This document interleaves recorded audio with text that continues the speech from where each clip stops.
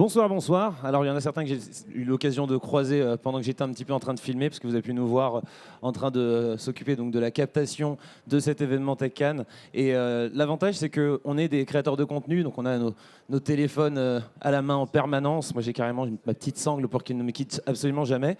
Mais je ne suis pas seul, je suis accompagné du coup de ces créateurs et créatrices de contenu de talent que je vous demanderai d'applaudir, s'il vous plaît.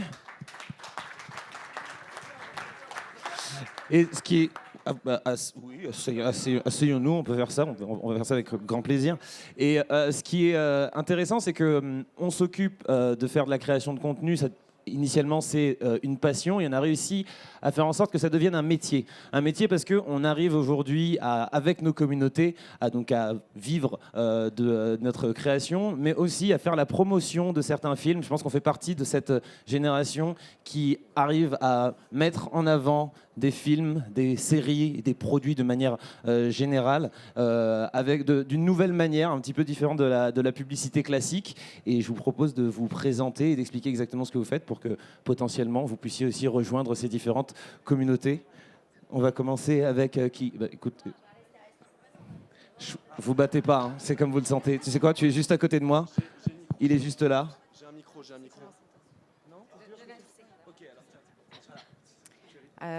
Bonjour, je m'appelle Michaela, mais sur les réseaux, je suis Mikiscope. Je fais du contenu sur le cinéma, principalement des films, soit des sorties, soit des films qui sont en ligne ou qui existent depuis un petit moment. Je choisis mon contenu à peu près au feeling. Je parle principalement de ce que j'aime. Je parle moins souvent de films que j'aime pas parce que voilà, j'en vois pas l'intérêt. J'aime bien inciter les gens à regarder des films plutôt que le contraire. Et voilà, partager la culture. Et je trouve que c'est très très cool. Alors toi, c'est intéressant avec toi, Diane, c'est que tu n'es pas sur Instagram, tu es sur un autre réseau. Je te laisse te présenter. Alors, bonjour à tous, je m'appelle Diane et moi je suis sur Twitter. Mon compte c'est InfoSérieFR et je fais de la publicité justement pour les films, les séries et je poste également sur les célébrités et je ne poste que des faits. Par exemple, telle série est en tournage, tel film est sorti. Voilà, je poste ce genre de contenu et j'ai également un magazine en plus justement où je peux me permettre de faire des interviews d'acteurs. Et comme ça, je peux aussi avoir du contenu pour mon compte Twitter. Bonjour à tous, je m'appelle Warren Lefebvre. Je suis un comédien, acteur, qui fait du coup des sortes de sketchs sur TikTok, Instagram, Facebook, un peu partout. Mon objectif, c'est de faire des sortes de petites mises en scène d'acting pour un petit peu jouer avec la frontière du réel et faire croire un peu aux gens que les situations sont vraiment en train de se passer alors que c'est purement de l'acting. Mais du coup, voilà, moi, c'est surtout des sketchs, des trucs un peu humoristiques, des trucs sur la France expatriée aux États-Unis, des trucs culturels. Enfin, je touche un peu à tout, en fait, au final. Voilà. Et bonjour à tous, moi c'est Esther. Et en gros, là, tout le monde parle de cinéma et moi... Ah oui, c'est vrai, ouais, c'est vrai, c'est bon. Moi, je parle côté tech, du coup. J'essaie de vulgariser au maximum tout ce qui est tech, IA. À la base, je parlais de crypto-monnaie. D'ailleurs, mon compte s'appelle Ethereum et ce n'est pas pour rien, parce que l'Ethereum, ça reste la crypto-monnaie que je préfère. Aujourd'hui, j'en parle un peu moins, mais je reste sur le côté tech et le côté vulgarisation complète. Donc, en clair, j'essaie d'apporter un peu d'humour, histoire de dédramatiser des fois ce domaine qui peut faire peur, tout simplement. Donc, le rendre à un très large public, très accessible, et montrer les usages. Alors, bonjour à tous, moi je m'appelle Jade. Alors, désolée pour la voix, je suis un peu malade. Alors, moi je ne suis pas dans le cinéma, je ne suis pas dans la crypto, je ne suis pas dans la tech, je suis dans le développement personnel. Les réseaux sociaux aujourd'hui, c'est pas quelque chose qui me permet de vivre, mais c'est vrai que je pense qu'avec le temps, on a une image un petit peu néfaste des réseaux sociaux, ce qui est un peu compliqué parce que c'est quelque chose qui touche quand même les nouvelles générations. Et moi, je voulais un petit peu apporter une image différente et montrer que sur les réseaux sociaux aussi, on peut apporter quelque chose de positif. On n'est pas constamment en train de vendre un produit à quelqu'un. On peut aussi apporter des choses aux gens. Et donc, c'est un peu ce que je fais. Je le fais en lien avec ma profession, car je suis coach en développement personnel. Donc, moi, je m'occupe de ce qui se passe à l'intérieur. Voilà. On peut rappeler rapidement, s'il vous plaît. Je pense qu'on peut applaudir d'ailleurs les personnes qui sont autour de nous. Et on pourrait rapidement quand même donner les noms de vos comptes différents pour que s'il y a des personnes qui auraient envie de vous suivre, qui puissent le faire. Alors, mon compte à moi, c'est Jadma. Jadma, sur Instagram. Sur Instagram, principalement, Mikiscope, M-I-K-I, et Scope, vous en doutez. Mikiscope. Alors, sur Twitter, c'est simple, c'est InfoSérieFR. Donc, voilà. Et c'est assez marrant parce que du coup, tu gardes l'ancien nom. C'est pourquoi c'est encore Twitter, c'est plus X. Ouais, j'y arrive pas. Twitter, ça le fait. Twitter, ça ne changera jamais dans mon cœur. Très bien. Alors, moi, c'est Warren Lefebvre, bon, sans B. Voilà. Et du coup, tu nous l'as dit tout à l'heure. Bah ouais, sur Instagram et sur TikTok, Esterium et Esther si vous voulez aller boire au bar. Voilà, tout simplement. Alors, si vous avez des questions, parce que nous, on est dans l'interaction, donc n'hésitez pas à nous poser des questions directement. Attends, t'as déjà une question? Ah bah vas-y, balance. Bah tiens, je te repasse ton micro. Le marron. Pas moi, le micro. J'étais obligé, désolé.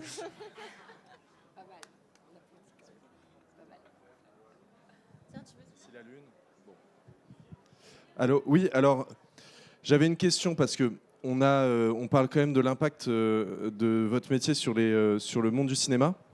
On a beaucoup parlé ces derniers temps du film Le Consentement, qui était un film en fait à budget assez faible, enfin en tout cas avec l'idée qu'il n'y aurait pas forcément beaucoup d'entrées pour ce film.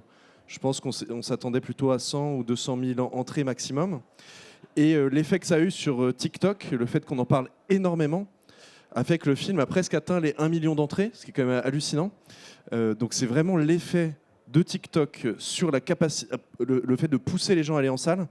Est-ce que c'est quelque chose que vous sentez? Est-ce que vous sentez dans certains posts que vous faites que ça peut avoir un impact aussi sur l'intérêt qu'ont les gens pour ces films? Voilà, qu'est-ce que ça vous inspire? Moi, je pense que de un, c'est ce qui marche sur TikTok, c'est les sujets clivants, et de deux, les sujets actuels. Le consentement, c'est un sujet dont on parle énormément depuis quelques années d'ailleurs déjà, et c'est toutes des thématiques qui peuvent vraiment faire le buzz, on va dire, sur TikTok, et donc on va dire c'est le sujet qui fait clairement je pense, le fait que ça ait porté tellement d'ébullition sur TikTok, c'est mon avis en tout cas. Moi, je pense surtout qu'aujourd'hui, les gens n'ont pas vraiment le temps de se faire un avis sur les films, de regarder réellement les revues. Même des fois, ils n'ont même pas le temps de regarder les bandes annonces en soi. Et du coup, le fait de pouvoir avoir un contenu court, percutant, avec des personnes qui sont passionnées et qui ont envie d'en parler très rapidement, mais en même temps avec énormément de passion, forcément, ça leur donne, en un très très court instant, l'envie d'y aller. Donc au final, la seule information que vous pouvez des fois trouver sur certains films, et la seule façon de leur donner l'envie, se trouve sur les réseaux sociaux parce que le format est adapté à la mentalité qu'ont les gens pour pouvoir créer justement cette impulsion et déclencher une action derrière. C'est d'ailleurs ça pour le cinéma, mais aussi pour les livres, pour n'importe quoi. Donc vous verrez aujourd'hui que vos actes, souvent, sont, on va dire, beaucoup enclenchés via des avis que vous trouverez de façon extrêmement rapide et extrêmement spontanée sur les réseaux. Voilà. Je vais finir juste sur quelque chose. TikTok, c'est une plateforme qui est quand même assez différente par rapport à Instagram. Ça fait un effet boule de neige.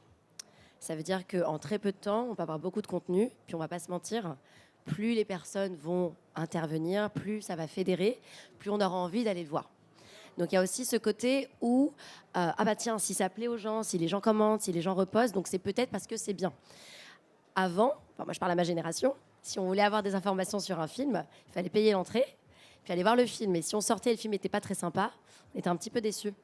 Aujourd'hui, indépendamment du film, parce que je pense que sur TikTok, c'est pas vraiment le cinéma qui va parler aux gens, mais c'est le message qu'il y a derrière.